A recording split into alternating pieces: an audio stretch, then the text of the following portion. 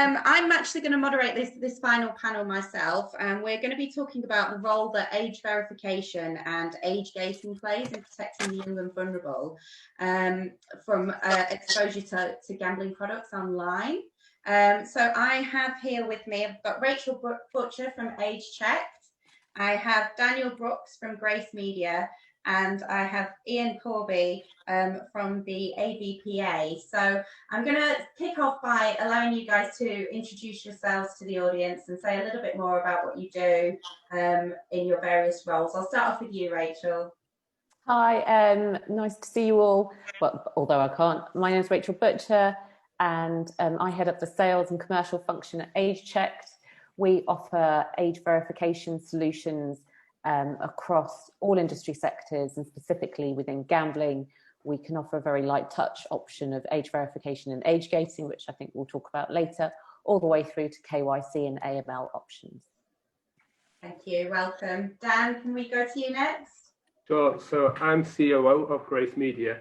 We're a UK focused gambling operator, and I'm also co-founder of Identify, which is a tool that utilizes AI to look for vulnerability in live chats in real time. Thank you. Welcome as well. And Ian, not a stranger to this event. We had you involved a couple of years ago as well. Can you just introduce yourself for the audience, please?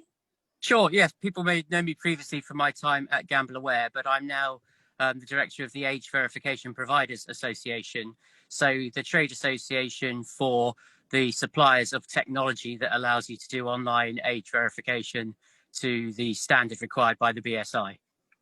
Thanks and welcome, and thank you for joining us. I know you've had a hectic morning, so it's great that you're here. Yes, I thought it was just children that got appendicitis, but apparently husbands can get appendicitis as well. We were just saying before we came on air, my mum had it quite recently as well, so it's definitely, it's no respecter of age.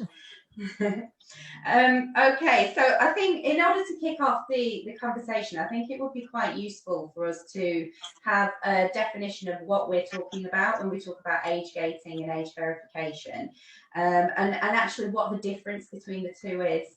So I'm going to put that to you, Rachel. Okay, well, there's several different, I guess, levels of age verification. So the first and foremost in terms of age gating will be checking that that individual is over 18 or over whatever the age restricted age is in that particular jurisdiction. So in the US, like 21, or if lottery at the moment is 16, etc. So that's just one level, and that's making sure the individual is over 18, that it does nothing else to identify that person as a where they live, you know, in terms of who they are and what they eat, or going into any of those aspects. Then the next level is a bit more of an identity check. So that is actually checking the person's name, address, and their date of birth, making sure that they marry up against several data sources. In the UK, we use national data sets. It's the same in Germany and some other jurisdictions. There are others that have to use different ways in order to find that information out, but to do it in a very confident, robust manner. And they're the sort of two levels. You can go a bit further, but that's not necessarily needed in the industry sectors at the moment. But there is, I think I just really want to clarify that that most industry sectors and in the affiliate world and demo play, you only need to do that age gating bit. And that's much more cost effective for every business. Okay, thank you. Guys, either of you two guys got anything you want to add on that point? Mainly that, for me, we talk about age-gated areas within the casino. So essentially, we would use something like what Rachel offers at the point of the person making the registering, so that we know that the person is over 18 and we can confirm that. And that allows the customer then to enter in and potentially use free-to-play services or to make a deposit. And then once they're through that step, then they become an age-gated player. Ian? Well, the language here is evolving, and there's a lot of different regulators involved in age, the latest being the Information Commissioner's Office, where they now talk about age assurance, which can be done in a much broader way by looking perhaps at people's social media habits and how old their friends are, or looking for clues. So that's the sort of broad term, and then age verification becomes a slightly more specific term within that, meaning checks that are done to prove somebody's age to various levels of assurance. And I don't think the language is stable enough yet. So I would always, when talking about this subject, just make sure you and your interlocutor are talking with the same definitions in mind. Yeah, absolutely. I think it's always good to clarify. Okay, so Ian, I know that you've got some interesting stats surrounding this that I think will help us frame the conversation as we move forward. So could I go to you to sort of kick us off with those? Yes, I mean, I think this follows a little bit from what Bridget was saying this morning from the Betting and Gaming Council, where she said, it's almost impossible now for children to be able to gamble on reputable web operators' websites. But you then get gambling commission statistics, which we'll talk about. I think it was 450,000 or something children regularly gambling, which clearly sets alarm bells ringing. But I remember from my days at GambleAware, those statistics were a little bit awkward because they sort of started to include 16-year-olds in their sample, and of course 16-year-olds can gamble only with lotteries, but they can gamble legally.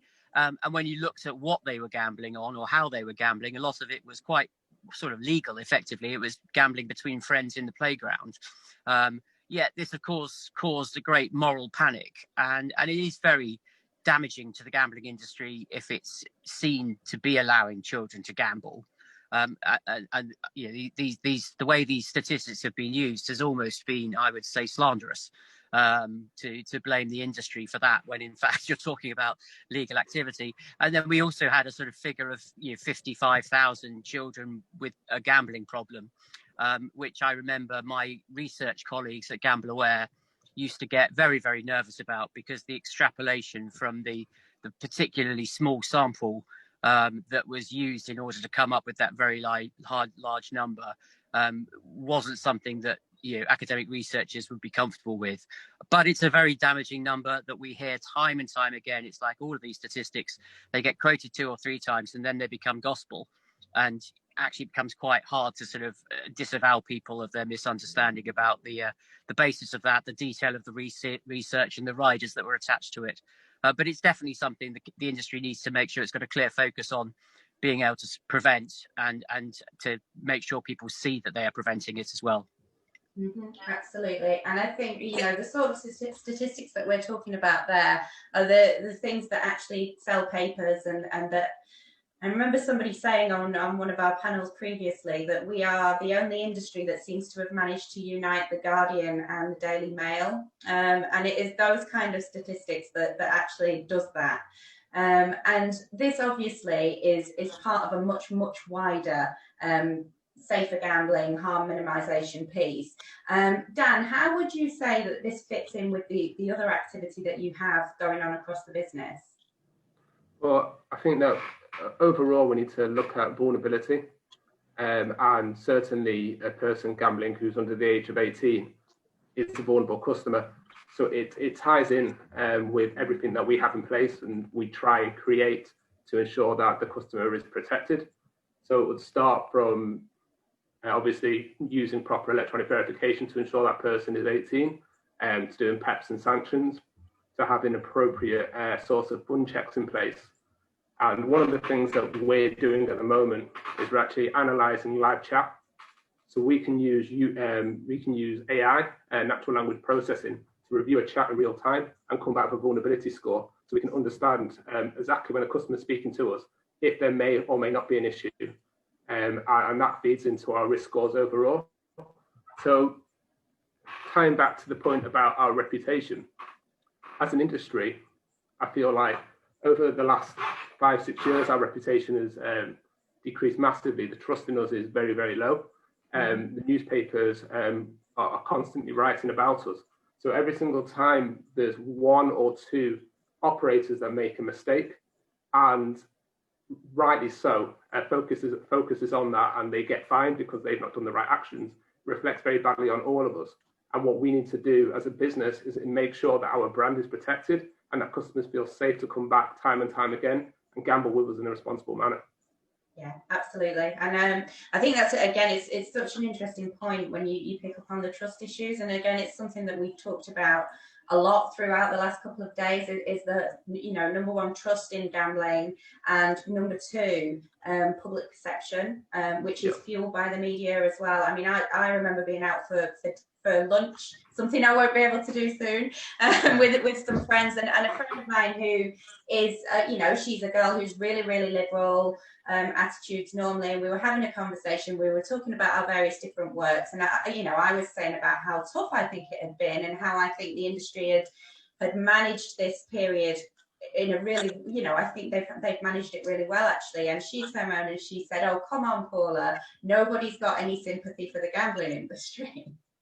And I did obviously put her right.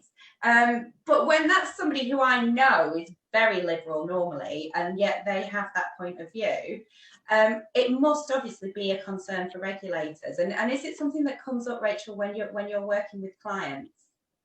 Yeah, absolutely. I think clients are, and I've got to say that all the clients that we're working with, and the other operators that we're talking to and about to start working with, they all are striving to do the right thing. There isn't one that that doesn't want to do it. They all read through the LCCP regulations.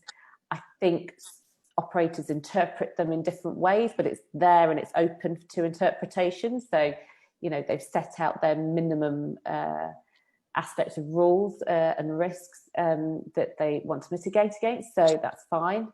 But as far as I'm aware, everybody wants to put things in place that will give those protections, and certainly from an age verification protection, and not target children. Absolutely not. And the operators don't want children. They're not going to really spend the money.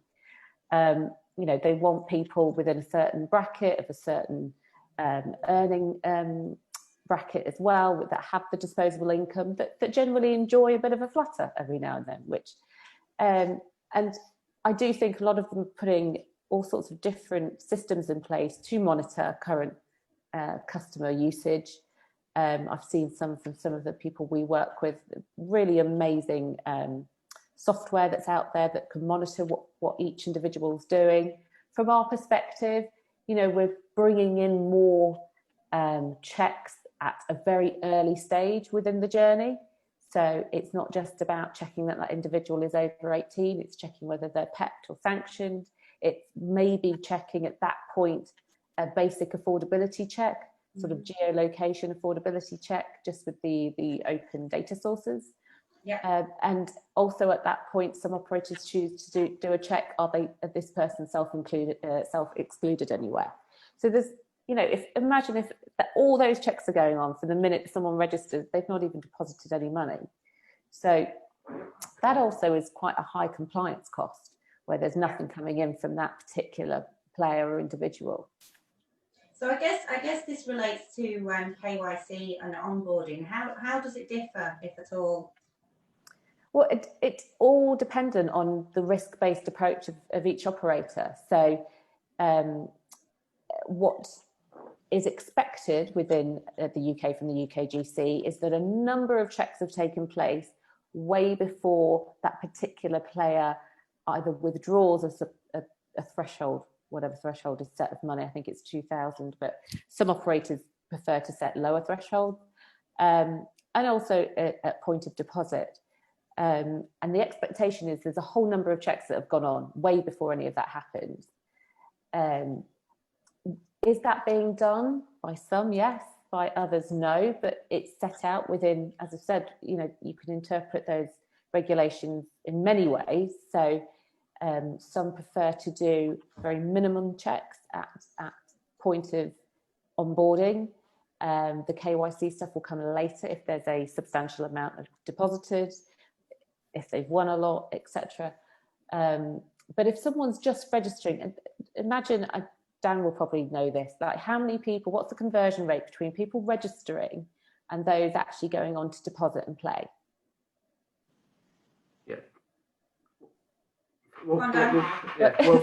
Have you, I'm just going to put it on you. It's no, but the point is that what we need to do is when someone comes in, obviously they go through GAMSTOP as well, which is the National Self-Exclusion Scheme. and we do that age verification check straight away, and then we make it very clear at that early stage what other verification might be required. So what we tend to do is at certain thresholds, whether that might be based off risk, we'll request source of fund information or request verification information at different stages, but we'll make sure that we do that at the right stage for that particular customer. And what we don't do, and I think this is something that the industry has improved with massively, is just request that at point of withdrawal, which used to be the kind of rule to keep it very simple until that point, and then ask for everything at the end. It's very important that as a consumer, you understand what you're being requested and why you're being requested a particular piece of information. And it's very important as well, I mean, these days, that we protect identities. So it used to be within the industry a lot of emails being sent, please send me your ID, please send me your utility bill, proof of payments, these kind of stuff. So these days, and to know that Age Verified offers it, there's a lot of ability to be able to scan IDs and be able to scan utility bills and do everything that way. And while I'm on that subject, one of the things that we're looking at massively at the moment is how we can utilize open banking. So I know this has been on the radar for a few years from the Gambling Commission, and it's something that we're really keen to implement ourselves. So open banking, if you look at the schemes that they've got, I think it's hiding in the Netherlands, where you can essentially get the permission of the customer and go direct to the bank and understand source of funds and verify that way. I think it's where the industry is probably going with this, and that will improve the user journey.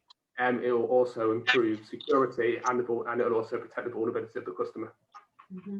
And do you currently have issues with trying to communicate with the banks? I know that's something that we've discussed at events in the past. Yeah. Is that still the case? And is it your view that this online this open banking will sort of negate those problems? Well, so there's a couple of things there. So with open banking, they've got a lot of the banks buy-in. The areas that might be missing is some of the technical integrations that need to be done between the banks to be able to provide that level of data for every bank. So it might not be, so you can do an integration at the moment, but you might not be able to always get that information that you require. But I think over the next couple of years, that will all catch up and we'll have that information. Banks in general, I think, are keen, from what I've seen and the people I've spoken to work closely to protect their customers as well. And you can see, like the likes of Monzo and different banks have got restrictions where you can put on in gambling at that particular point within your bank application. But ultimately, I think it's about the online gambling operator protecting the customers themselves. So being able to utilize and access those services to be able to do that.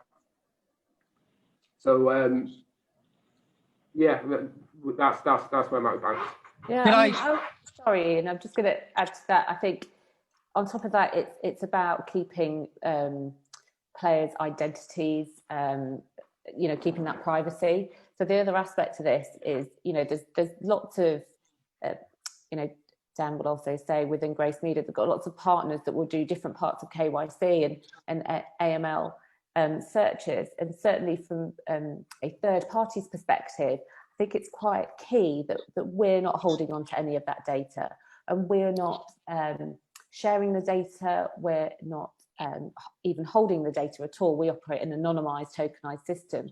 So the players have registered on that particular operator's website. That's their player. We don't need to know who they are, nor do we need to store their data. And that's quite key when we've seen people, even at registering at an age verification stage, of how much of their personal information they want to give away at that point. So quite often, some of them, we've had less celebrity names, although we did have a Yoda Skywalker, but not going to say which operator that was with. But quite often they might not give their real date of birth. So they are absolutely over 18, but they choose not to give that piece of information because they don't want to give too much away at that stage. Yeah, I was just going to jump in on that too. I mean, open banking sounds like a really easy way to solve all our, your customer and affordability problems. But having just gone through the process of trying to arrange a mortgage in the last few weeks, obviously with COVID going on, I'm not particularly sure that I really want to be revealing absolutely everything about every aspect of my financial background to lots of third parties at the moment.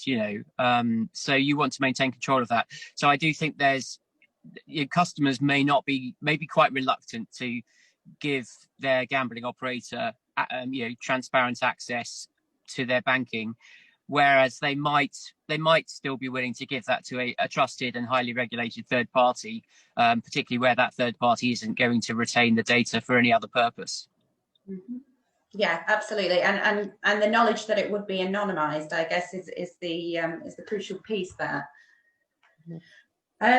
So Ian, I wanted to sort of chat a little bit about other industries, because I know that you don't just work with the gambling industry, you work across the board with various other industries, and where you would say gambling operators are in terms of, are we leading the way? Do we have lessons to learn from other industries? Is it a bit of both?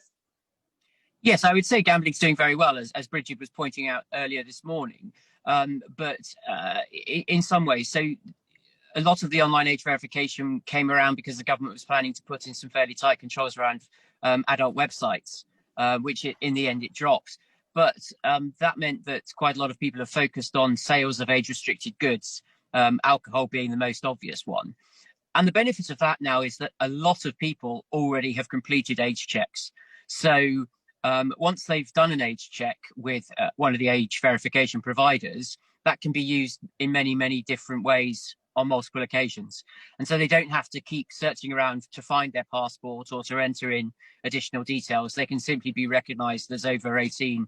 And I think that's particularly useful for people who perhaps not at the stage of opening accounts necessarily, but where you're looking at advertising gambling products, for example, where you just want to have an over 18 audience, or the free bets and bonus offers where you're still quite a long way from actually converting that interest into any sort of income. So you would be therefore keen to use these sort of low cost, readily available, because they've already been completed age checks. Mm-hmm. Interesting, and I think that links into something we talked about when we were talking about what we were going to talk about, Dan. That we brought up was this whole idea of, actually there's a lot of products going on that are not gambling and they're not regulated, but there is a big blurring of the lines between gaming and gambling. We talked as well about TV shows with competitions. So how do we feel that actually fits into the picture here? Well, I don't want to rub anyone the wrong way, but there's the obvious ones which are like your loot boxes. So you've got your kids playing on the games and they can get access to this box and they pay some money and it's a bit of a spins around and gives you a prize. And that's a clear issue, because that's obviously giving young people access to, let's not call it a form of gambling yet, but something similar to that feeling from a very early age, and that kind of understanding of what that is. Now, one for me, which I find strange, is ones that I've seen on TV since I was a kid. So you can be watching Saturday night TV about 7 o'clock with your family, and you'll see call in now, win a free car, win a PlayStation, win a big TV and a holiday to Hawaii. Can you answer this very simple question? What colour's the car? Right, and then basically you have a text and you say it's £2 a text to enter, and you enter again, and it's like cheaper. So if you do 3 tickets, it's a £5, right? And that isn't gambling, okay? And to me, that's very, very similar to what we offer. And I've seen that on TV since I was a very young child, and that's still done all the time now, and there'll be a free entry route or something, and the question will be skill-based. But essentially, for me, it's very similar to what we do, and it's not regulated, and it's giving young people access to what potentially could be a soft way in from an early age. And look, I'm not saying there's anything wrong with gambling, but I know what we do. We offer, there certainly isn't anything wrong with gambling, by the way. We offer a service so that people can have a bet for fun in a safe environment. And it's clear that that's what that person's doing when they come to our site. And I feel a lot of the time that maybe that isn't clear when someone goes to a site for a skill-based game or one of those quizzes or whatever else it is. And maybe that's something that we could look at in more detail with the wider industry groups.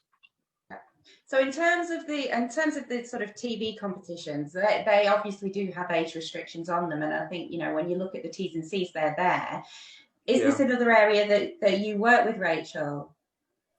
Not currently, albeit we have had discussions with regards to things like in gaming, like loot boxes. So actually, I'll let Ian talk a bit more about this, because I think he's been involved with the DCMS and further discussions. But from our perspective, I have had inquiries from a number of different industry sectors, and until someone tells them they have to do it, they're not going to do it, is the basic rule. So we were already in set for the Digital Economy Act to come in with many of the adult sites ready. They were ready to take on board that they had to do it, and the minute that got canned, they all went no.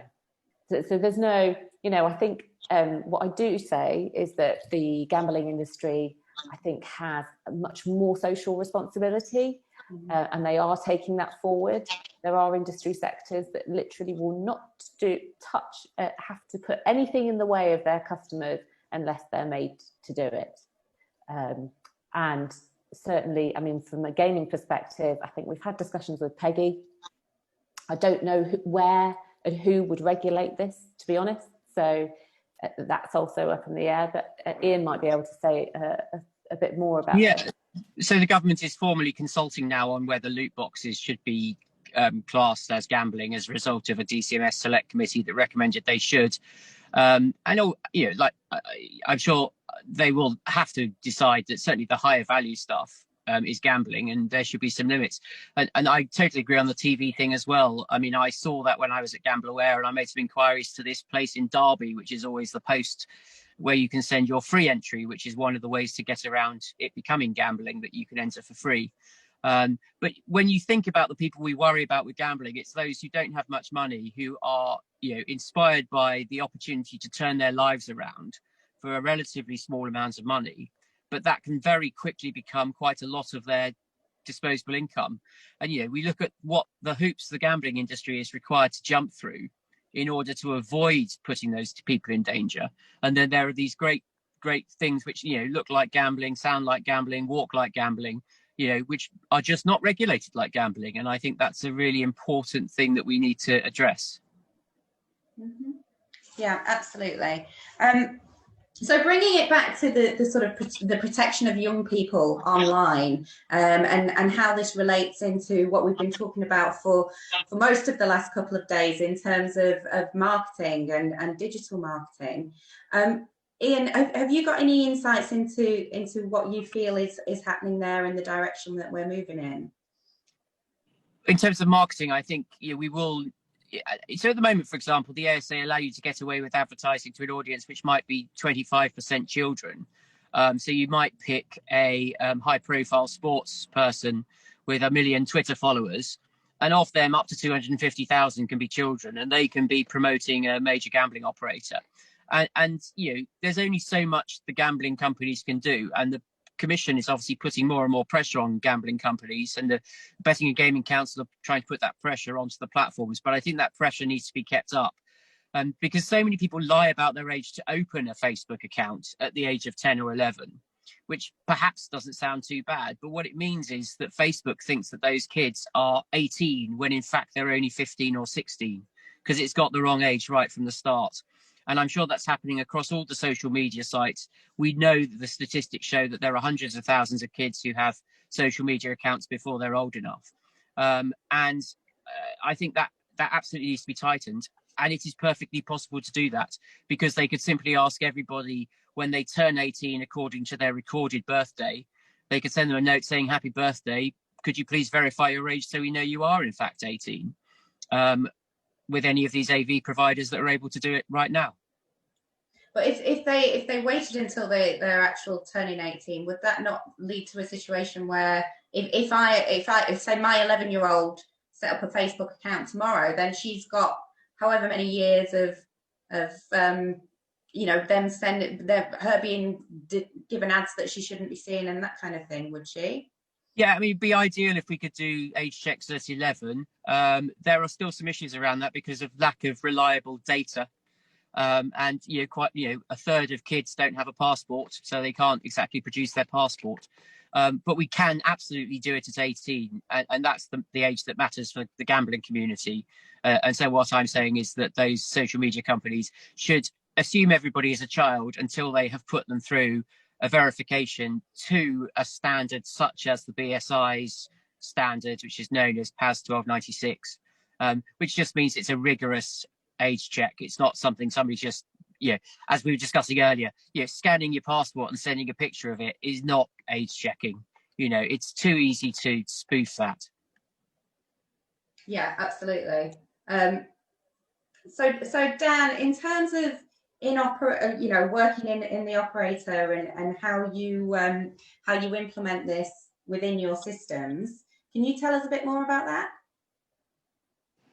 Yeah, so first of all, the ASA are getting on top of this and they're doing a scanning tool thing at the moment where basically they're looking through loads and loads and loads of different advertisements and lots of different media sources to see if there's which operators are kind of advertising in places that could be of particular interest to children. So there's a lot of research around this, and it's something that we're kind of actively working on as well.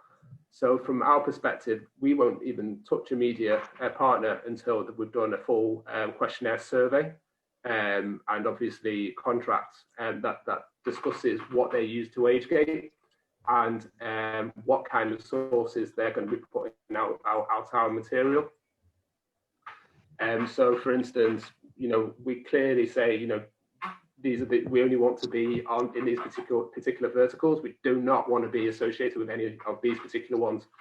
And we ask them for how they can ensure that that person that is being targeted will be over the age of 18, either through aggregated data sources or whatever it is. So we have quite a stringent process, and we audit.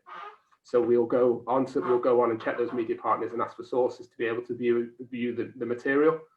And similar for affiliates as well, which I know is a hot topic at the moment. Yeah.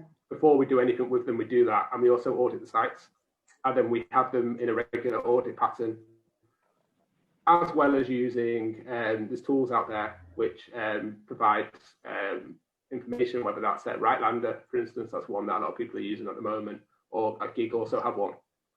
And finally, the last thing that I'm working on personally is I mentioned the vulnerability on live chat before. So so basically, if someone's showing a sign of vulnerability, it'll show you a score and give you recommendations. But there's no reason why we can't use a similar approach with actual copy, with live copy, be able to put that through, utilize machine learning, and be able to see if there's anything in there which could be attractive to children, and then pinpoint where a gambling operator might be and feed that back to them. So there's lots of different technology that we're looking at the moment. I think it's an exciting time because there's a lot of problems to solve. So they're the common things that we're using. Absolutely. And I think one of the things that came up actually in one of the talks yesterday, I think I mentioned this a bit earlier on, but it was something that really struck with me, is this idea that you have the gambling operators who are absolutely on the ball with this, and we hear from what Dan's just saying, yeah, absolutely they are, and people that you talk to through the industry understand how important protecting the young and vulnerable is. But as you then go down their supply chain and you're dealing with businesses that this isn't their main concern, and they're not accountable to the regulator, and it isn't the core of what they do, that gets diluted. How, Rachel, do we manage that process? Well, I think there's what I found interesting as well yesterday is to hear Ian say that they will look to hold the responsibility with the operator for their affiliates, which is quite interesting. That could be a lot of work for someone. There are so many means and ways to age gate and age verify. So, I think one of the key aspects to why, as you go down that supply chain, people do not want to put certain aspects in place is there's a cost issue, definitely. But we've developed technologies now which mean that you can actually put that age gate in place for a really minimal cost. There are so many different data sources that we're able to utilize. real-time data sources, so there's no disruption in anyone's journey. They simply are carrying on through on whatever they're going to do, whether it's a demo game or whether they're buying a bottle of gin. There's just the technology behind an age verification now is in real time. It's really cost effective, and in fact, what all of those people in the supply chain should do is look at what they are offering. Where is the marketplace? Are the vulnerable and underage anywhere involved in this marketplace? And what can I do in order to put a barrier up so that they can't access it? And that's essentially all they need to do. It's a barrier. It's just checking that these people are of an age for whatever the age restricted content is, and to put that barrier up in case if they are, or if they are suspected to be below that age. That's it. So sorry, go on. No, go on. I was going to say, I think one of the other issues that seems to come up quite often is this idea of shared devices. So I'm talking to you from my laptop now. It's also a laptop that my 13-year-old might jump on and use.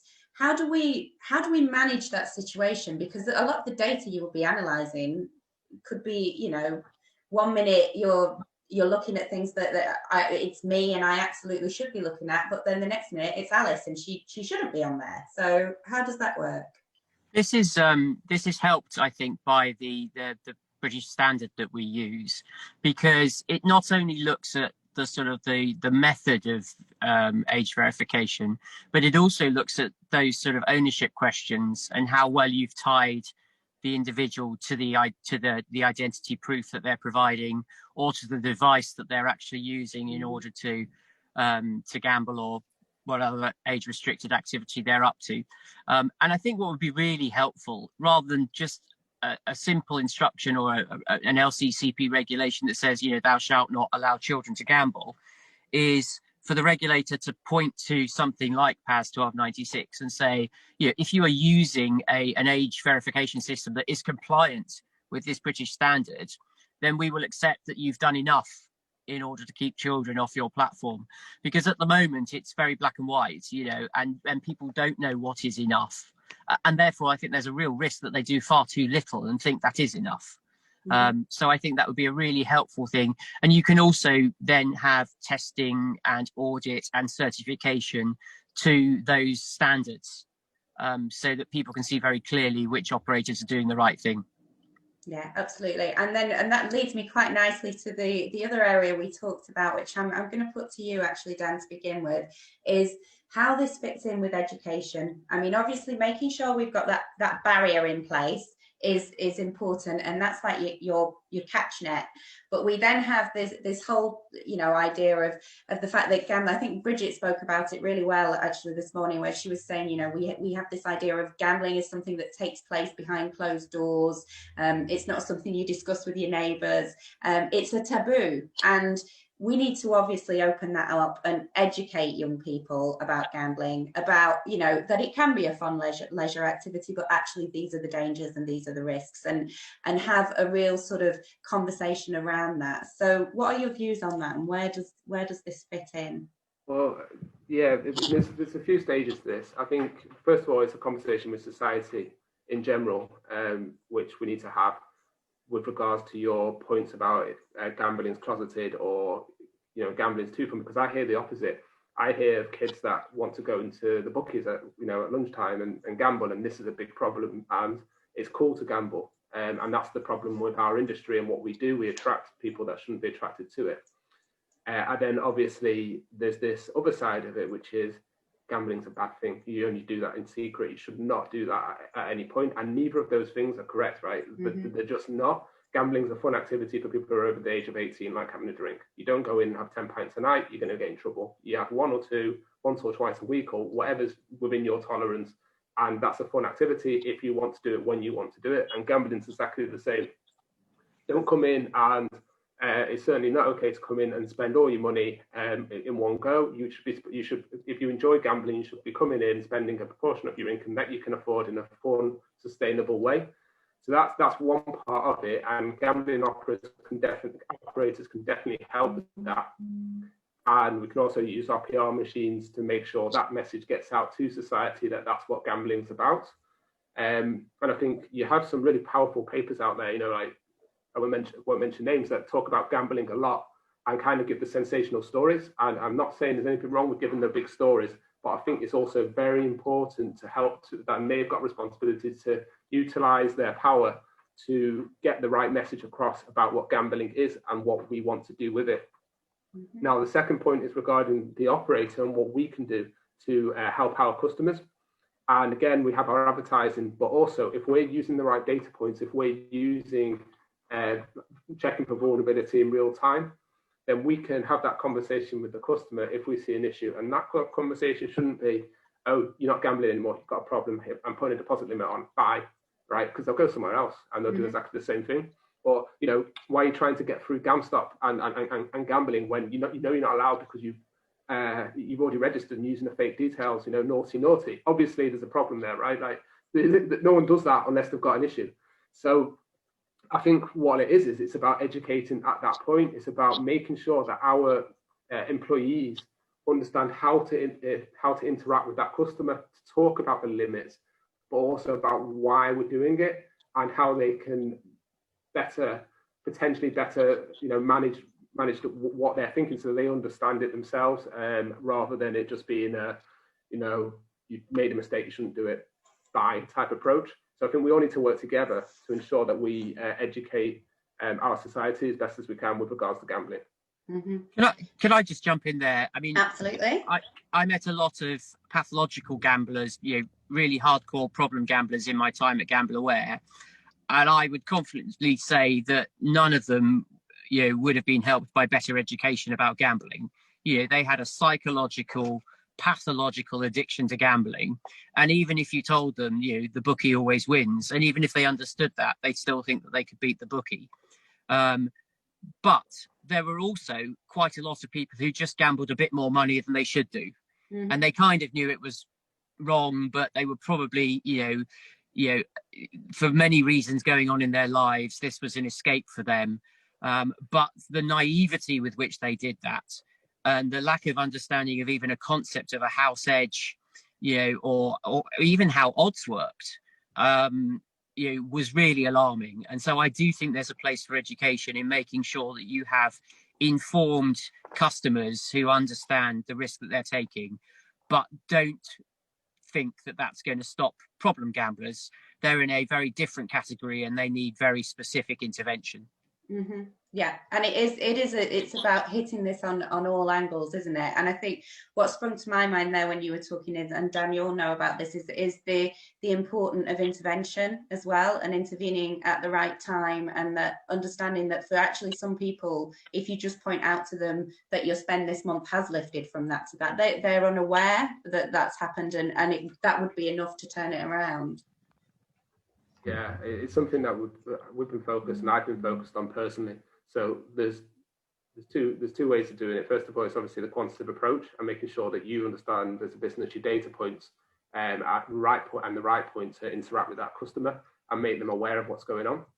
And the other thing which no one concentrates on, and I don't understand why, is the linguistics. It's what people are saying. So we're talking now, right? That's what we're doing. We're communicating with people, and people are understanding what we're saying via what's coming out of our mouths. And that's what we do as human beings. And constantly, those customers are talking to us, usually via live chat these days, or via email, or sometimes on the phone as well. And there's clear patterns of vulnerability that can be spotted through the way that someone's speaking, what they're saying. And what we've been working on is basically utilizing those data sets using using data scientists who've got a really good background in NLP, which is natural language processing, to be able to create models which highlight when there may be a risk of vulnerability when they're speaking to that customer. So what can happen is, in real time, your customer support agent will see a pop-up with a score, and it will tell them, you know, potentially you can write the interaction what you want yourself, but potentially this is where you should have an interaction, this is what you should be saying, this is what you should be checking. And basically, based off that, the scoring will change based off how the person reacts to it. So we want to be making sure that we're really talking to those customers, because if you look at a lot of the fines that have been handed out, it's because a old-fashioned VIP manager or a support agent hasn't necessarily spotted the issue. And it might be that they're young, they haven't been doing it very long. There's 3 or 4 chats going on with different people, and that information's been missed. So what we want to do is make sure there's a collated risk score there for that person so that they can get the help they need. I think it also ties in with AML stuff as well, because a lot of the time when you see it'll be someone who's stolen. A lot of the issues come from people who've stolen money. So they'll steal money from the boss, or use someone else's card to make deposits, that kind of stuff. And there are criminals out there just doing it. But a lot of it's vulnerability. A lot of it comes from someone who's in a bad place.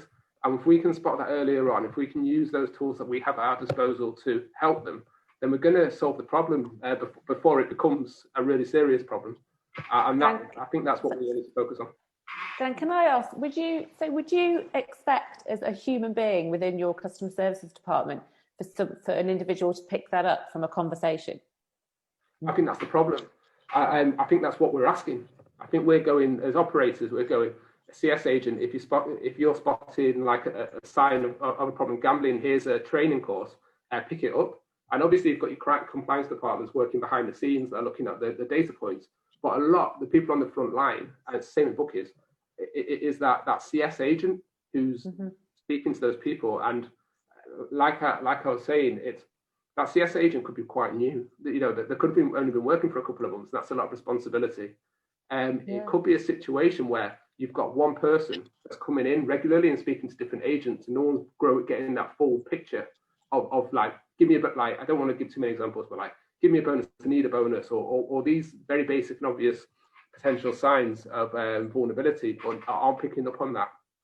And I think that what we're trying to do is to make sure that it isn't just on that agent to understand that themselves. It's based off mathematical NLP, machine learning, proper hardcore algorithms that can give that information in real time to the right people, including the CS manager and the compliance manager.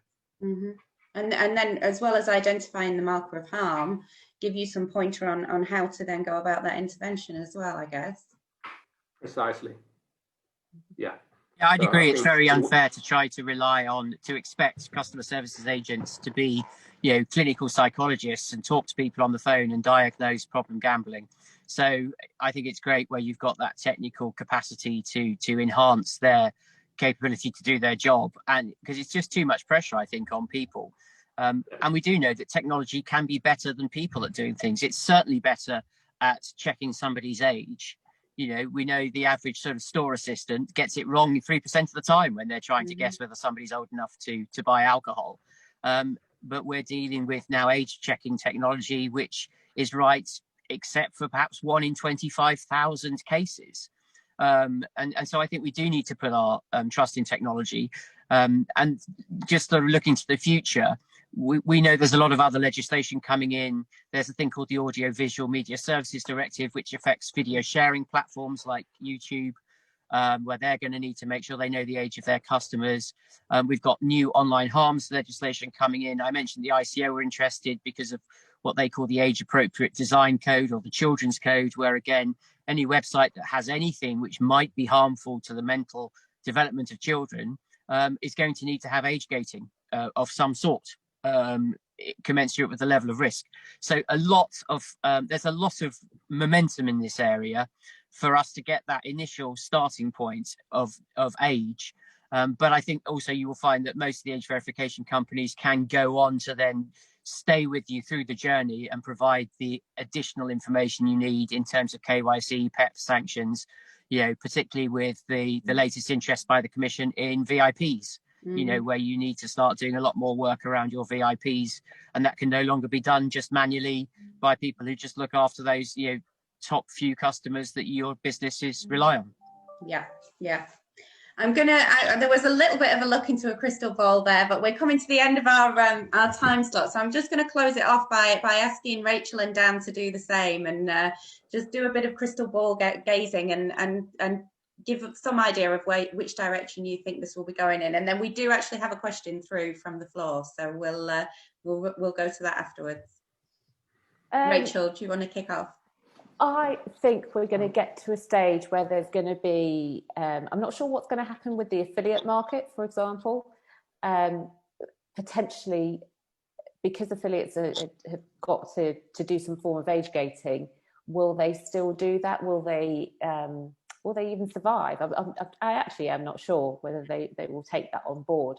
We do work with some affiliates at the moment that have absolutely taken that on board and doing the right thing within the UK market, but there's many out there that aren't. And I know it's this, whether operators might decide to reintroduce demo games to their own platforms because of the ease of, as I've said, the ease of technology in doing an age gate and the low cost approach.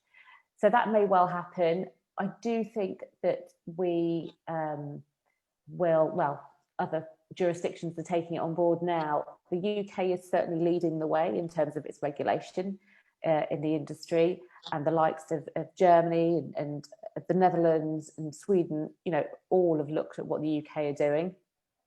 Germany, especially now, with the regulation coming in July 2021, very similar to UK regulation. So I think we will. I mean, I don't know this. This is not my crystal ball, but a very renowned colleague did say that he thinks that more operators will go into grey markets in the future because of the regulation. Maybe, and that's a view. Okay, Dan? Well, I think we're at a big point of change. Obviously, we've got the review in the House of Lords going on at the moment with regards to the future of gambling as they perceive it. We've got the review of the Gambling Act coming up as well, which ties into the same thing. And I think that where we're at right now with the level of trust that we have is a scary place. And I think it's up to the whole industry, and I don't mean just gambling, like the operators, I mean marketing businesses, affiliates, media companies, to get and understand where we are at this point as an industry, and that we need to make sure that we go on one big, massive exercise to change the views of the people, and the only way to do that is by doing things in the right way. So I think to move this forward, we're going to be using technology a lot. We're going to have to, whether that's open banking, age verification, different ML AI models, to ensure we're doing things right. So we're going to have to invest in that as an industry, and we're going to have to ensure that we educate those around us that work with us and the wider businesses. So I think we're going to have, it's going to be a time of change where rules are going to get stricter, and we're going to have to move with that and ensure that we have the right technology in place to ensure that we're still a viable industry. And Ian, any final thoughts there? Not on that. I'm desperate to hear what this question is. Okay, let's do it. Okay, so the question is having both algorithms and human beings approaching the question of problematic gambling easy to harmonize, given the amount of customers which some companies have? I'm going to put that to you initially, Dan. Yeah, the answer is, if you do it right, yes. So essentially what we're dealing with here is very complicated algorithms that take a lot of time to develop and involve a lot of resource. And a good AI tool, technology tool, makes it appear very, very simple. So essentially, you're not overwhelming the people using the data with high levels of information that they can't understand quickly. So in the examples that I gave on live chat, it's about having one score on traffic light RAG systems, so green, amber, red, so they can understand it. And it's about having very simple messages that pop up explaining what to do and the actions that need to be taken. So that's how you can deal with things in a live environment.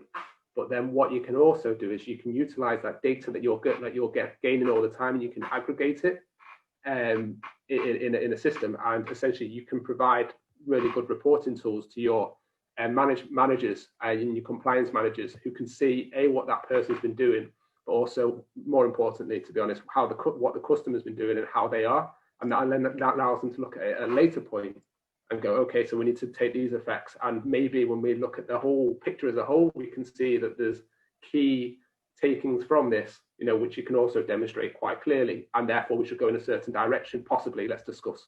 So simple front end, complicated back end. Guys, anybody want to add anything there? Yeah, I mean, just obviously, I think markers for harm are always very specific to the different games you're playing and the customer base you have. And so, certainly the work at Gamble Aware in my days gone by was done to prove the concept generically, but that didn't just come up with a list of 12 markers for harm that you should always apply. And likewise, the linguistic analysis that Dan's talking about will be specific to his customer base, and it will need to learn over time, because that is how artificial intelligence works. It has to learn over time by looking at examples and seeing when it turned out that those people did have a problem. But that technology should become more and more available to all operators, so it could be harmonized in the sense they could all have equal access to that technology, but the solution or the way it's applied will be different in each case. I think that's what, just one last thing on that, I think that's what we're trying to do. It's a third-party technology that doesn't store data. The information goes through, is purged, and then provides a scoring system, and then the operator can utilize a risk-based approach based on their own findings to create that scoring. That's exactly what we need and what we're working on. Yeah, we do something similar as well in terms of data comparison. So we can do a data comparison between what someone has registered on an operator's website, but what they then will provide us with, maybe a form of ID or personal information, and we'll do a comparison and set thresholds. So that each operator can set their own risk-based threshold as to what they will, was it just a simple mistake in the way they spelt their name, or was it the date of birth, etc. If they set their thresholds, then that's up to them to decide. Great. Right, I'm going to wrap it up there, guys. Thank you very much. It was once again a really, really interesting conversation. And it just seems like these 2 days to me just seem to have just gone by so quickly, and there's been so much packed into them. But I've just got ideas buzzing around my head of things we need to pick up on for the next event. And I would encourage everybody to get in touch with me on the things that you also would like to see picked up on as well, because that's how we put our events together. It's listening to you guys and what you want to talk about and what you want to hear about. So please do make sure you do. I'm just going to say a massive thank you to this panel, and also a massive thank you to all of our speakers over the last couple of days, and to all of the delegates and everybody who supported the event. As you know, it's been our first foray into a digital conference. It's not my number one choice. I would much rather be in a room together and having a chat about social things as well as work things. However, I think this is better than not getting any content out and not having the conversations. So I started off incredibly nervous at the beginning of yesterday, and I'm now in a position where I've actually really enjoyed it. So thanks very much.